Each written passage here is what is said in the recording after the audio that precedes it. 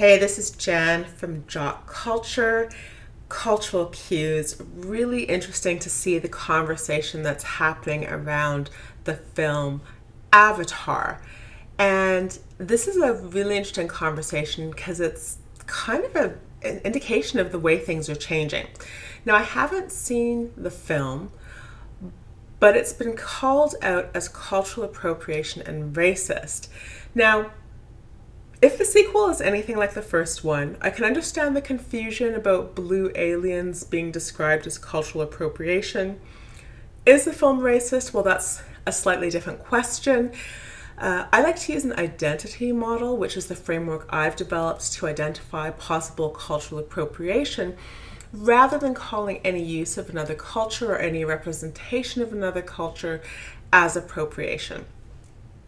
These are complicated conversations. So let's just take a moment. When the film Avatar first came out in 2009, it was a major hit and by all accounts a major success. It was described as beautiful. It was one of the highest grossing films of all time.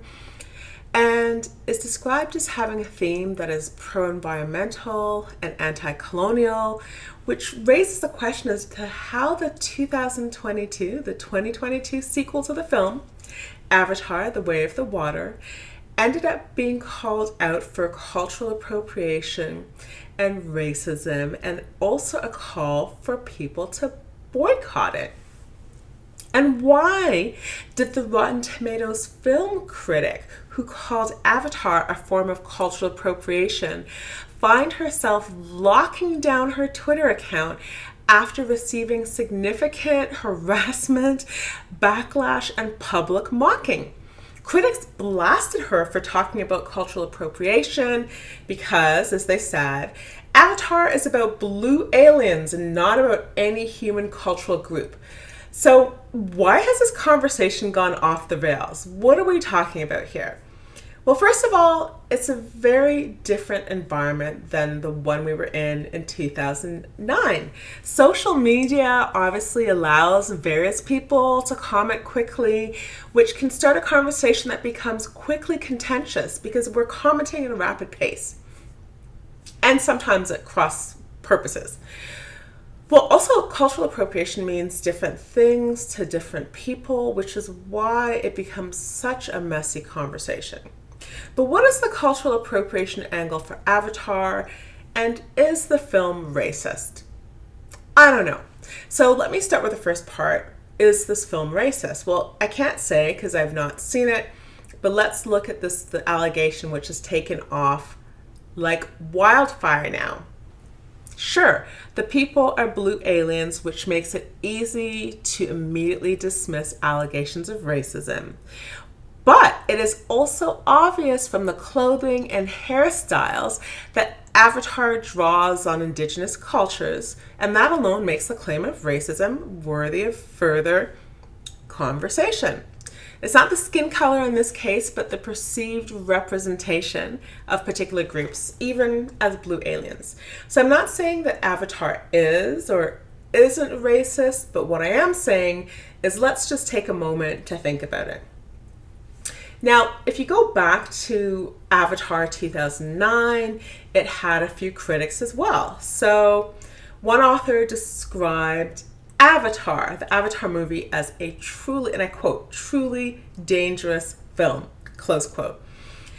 The author writes, with its beautifully shot scenery, graphics, and a love story set to melt the hearts and minds of both children and adults, it allows for a successful transmission of a single story that should be familiar to all of us. That of colonization and imperialism told by the Western liberal. So that was a critique of the original Avatar. Now that colonial critique may have been the minority view at the time, but at least it was grounded in theories of post-colonial scholars like Edward Said. The criticism of the current film, which seems to have taken off on Twitter, includes a lack of diversity of the actors, the alleged taking of Lakota culture, And part of the critique seems to stem from comments that the filmmaker James Cameron apparently made in 2010, so about over a decade ago, while working with the Brazilian indigenous group to fight a hydroelectric dam being implemented. So he was working alongside the indigenous group. But he apparently stated as describing the oppression of the Lakota Sioux as the inspiration for the film Avatar, the original Avatar. And some people took offense. It was seen as characterizing the Lakota as weak, as, quote, the ignorant savage, which is a theme that has long been present in relation to indigenous peoples. I just think of the perfume sauvage, which is savage in French, and that came out a few years ago.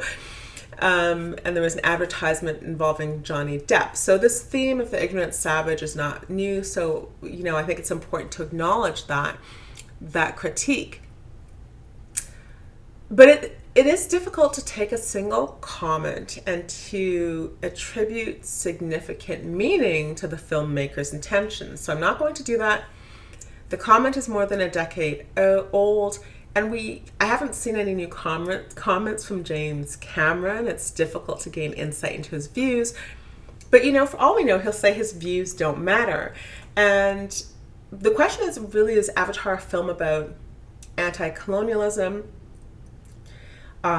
Or does it perpetrate negative perceptions of indigenous peoples? And I think that using a dignity and identity model, we want to focus on the film's impact as the ultimate test. So how does it impact the dignity of any group that sees itself represented?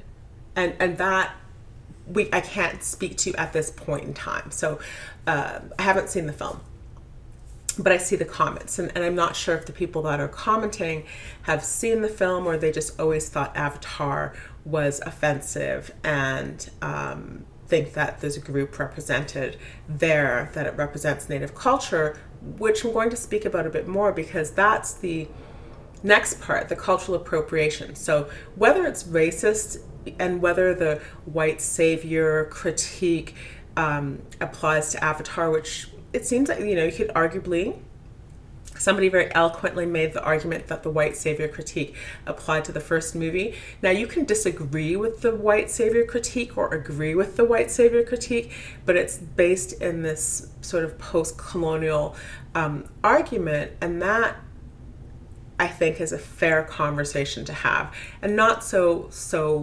messy. Cultural appropriation, and this is where I think the film critic saw herself harshly criticized in response to her "this is cultural appropriation" comment, is because it's more complicated. Cultural appropriation, it seems more complicated because it is more complicated. My identity framework first asks whether or not there is an identifiable group represented. So we'd have to first say, who's the group that's represented here? And then secondly, whether that identifiable group has suffered any history of oppression.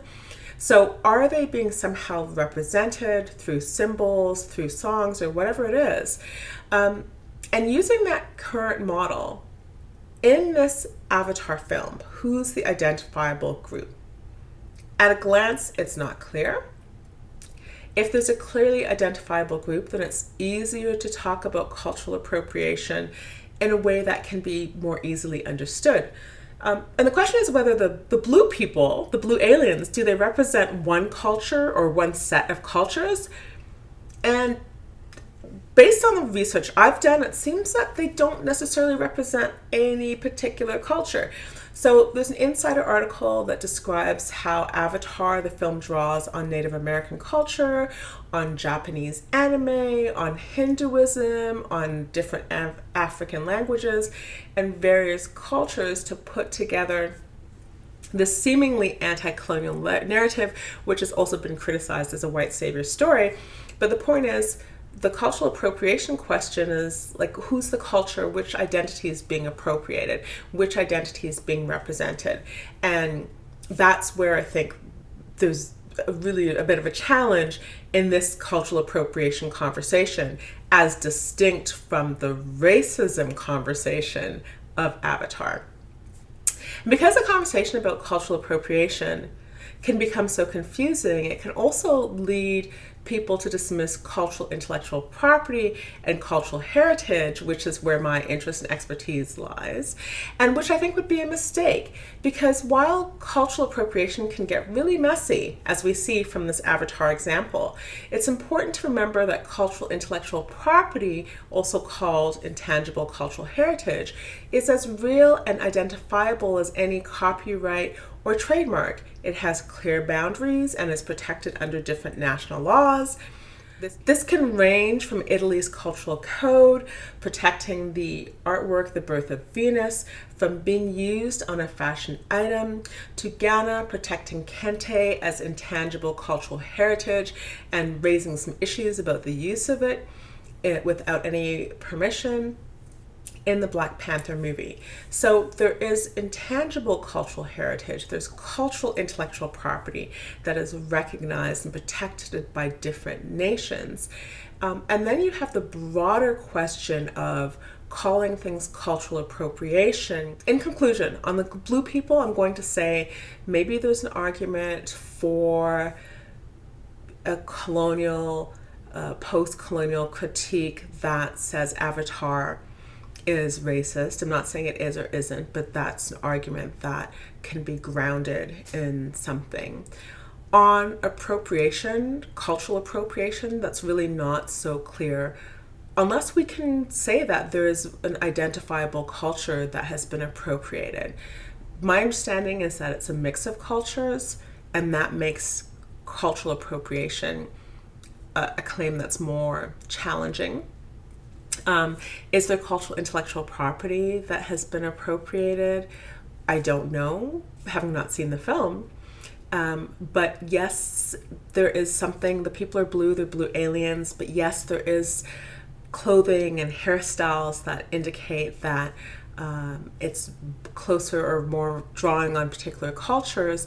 So let's not get caught up in the blue people part of it, but let's remember that you can represent a particular culture without making it look exactly like that cultural group. You can take elements of a cultural identity and represent that, and that could be the use of somebody's intangible cultural heritage. But importantly, there should be some identifiable community. So this is a really interesting conversation. We'll see how much Avatar gets boycotted. I suspect a lot of people are still going to see the film. I think it'd be really interesting to see how many Native communities come out against Avatar as representing particular Native American cultural identities. I'm Jan from Jotkulture. Join me on my YouTube channel to continue these conversations about culture, cultural intellectual property, and intangible cultural heritage.